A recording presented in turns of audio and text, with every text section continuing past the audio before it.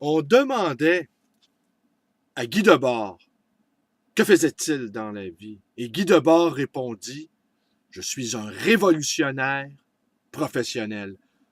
Bonjour, bienvenue dans ma bibliothèque. Nous sommes à Montréal, le 13 décembre 2012 et mon nom est Bruno Lalonde. Aujourd'hui, je poursuis encore cette lecture incroyablement bonne de Jour de destruction, Jour de révolte de Chris Hedges avec des illustrations de Joe Sacco. Mais avant une petite explication sur cette déclaration d'ouverture de ma vidéo, cette phrase s'adressait à Michel Bellil, qui est en train de devenir un militant professionnel et qui se prépare à militer sans doute pour de très nombreuses années et à être présent là où sa présence le justifie. Je le salue ici et je le remercie également de cette visite qu'il m'a faite hier à ma librairie et des livres qu'il m'a donnés. Michel, tu peux prendre ce que tu veux dans ma librairie. Tout ce que tu veux, quand tu veux. Alors, aussi, hier, la Fed, avec son président, son directeur, qui est menacé, incidemment, Bernanke, va imprimer un autre 30 milliards supplémentaires. Imprimer de l'argent, c'est tout ce qu'ils trouvent. Ils ne développeront pas de nouvelles lois pour plus de justice sociale. Non, tout ce qu'ils trouvent à faire, c'est tenant du libéralisme économique. C'est tricher. Ils en sont là. La planche à billets. Alors, je vous invite à aller voir la petite vidéo que j'ai postée sur ma page Facebook. Une petite vidéo qui dure à peine 5 minutes, mais qui va vous expliquer c'est quoi la dette. Aussi, je voudrais dire un seul mot sur le lockout au hockey. Le hockey sur glace.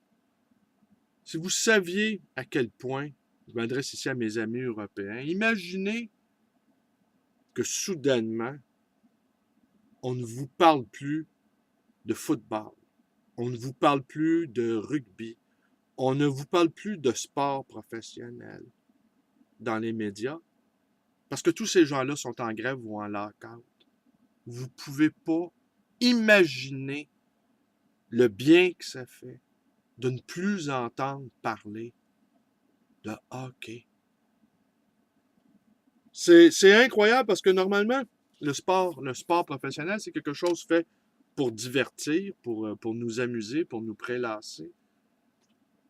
Mais la place démesurée que cette chose occupe dans nos vies et qui est mis à côté de choses encore bien plus graves, comme si tout se valait, eh bien, la disparition médiatique de ce sport est d'un tel soulagement, vous ne pouvez pas le croire. Alors, silence sur la glace, c'est ça le titre de ma vidéo aujourd'hui. Mais en fait, je ne vous parlerai pas de hockey. Aussi, dans la fameuse diététique de l'insurgé que je suis à confectionner, ben, débarrassez-vous de vos télés. On n'a plus besoin de télé, de toute façon. On n'a plus besoin de ces télés-là. Nous avons nos écrans d'ordinateur et nous pouvons confectionner nous-mêmes nos petites émissions.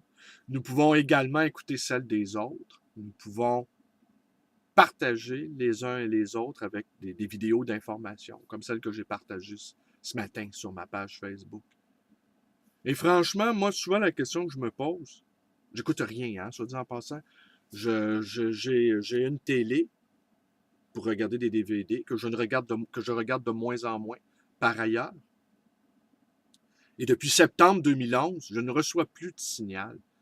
Et je ne suis pas allé me chercher un bidule pour, pour capter quoi au juste.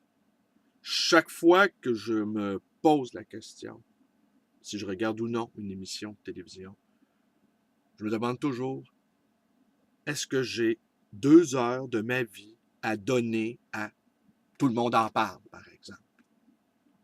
2 heures de ma précieuse vie, de ce temps très court qui m'est imparti sur cette planète? La réponse est pratiquement tout le temps non. Moi, il faudrait qu'on me paye pour que je regarde la télévision. Il faudrait qu'on me paye un bon salaire horaire. Là. OK, j'échange 2 heures de ma vie, ben, il faut que ça vaille quelque chose. Mais on n'apprend rien à la télévision. Vous le savez, les médias sont contrôlés, sont filtrés et sont de plus en plus canailles. Alors, je vais poursuivre donc. Ouais, aussi, j'avais envie de vous raconter quelque chose sur Pierre-Carl Péladeau, mais je risque un procès si je le fais. Plusieurs m'exhortent à raconter publiquement ma petite mésaventure avec lui, lorsque nous étions tous les deux des jeunes hommes. Un jour, sans doute, je vais le faire.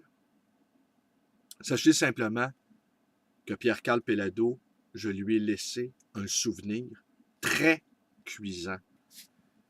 Mais pour l'instant, je ne peux rien en dire, en tout cas pas publiquement. Et je peux pas dire tout le mal que je pense de cet homme-là non plus, également. Je vous laisse deviner. Son père qui a fondé une entreprise, sur l'exploitation, l'étalement de la souffrance humaine. Et après ça, on voit ces rejetons-là, là, tout puissants, nous faire la morale. La course effrénée au profit a engendré un monde dans lequel toute chose, tout individu est vu comme une marchandise. Rien n'est sacré à ses yeux. Elle a ravagé nos centres-villes et transformé nos majestueuses montagnes, Appalaches, en un paysage désolé, quasi lunaire, où l'eau, le sol et l'air sont pollués. Elle a tiré les ouvriers vers le bas, baisse des salaires, surendettement, obligeant les plus vulnérables à travailler dans des conditions particulièrement indignes. Elle a décimé la classe ouvrière et appauvri la classe moyenne. Dans le même temps, elle a enrichi une petite élite mondiale dont les membres ne font preuve d'aucune loyauté envers leur pays respectif. Dans le jargon patriotique, ces grands patrons sont des traîtres. Penser que les sociétés doivent se plier aux exigences du marché est pure folie.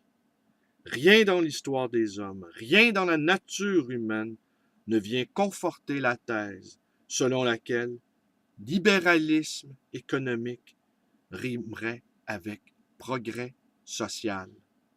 Pourtant, nous avons laissé cette doctrine réglementer notre vie, travail, éducation, culture, nos relations avec les pays étrangers et notre façon d'agir sur l'environnement. La misère et le désespoir que nous avons observés contredisent les promesses farfelues des partisans d'un capitalisme sans entrave. Les affirmations de ceux qui, dans les médias, au gouvernement et dans les universités, rabâchent les soi-disant bienfaits du libéralisme, sont démentis dès qu'on les confronte à la réalité.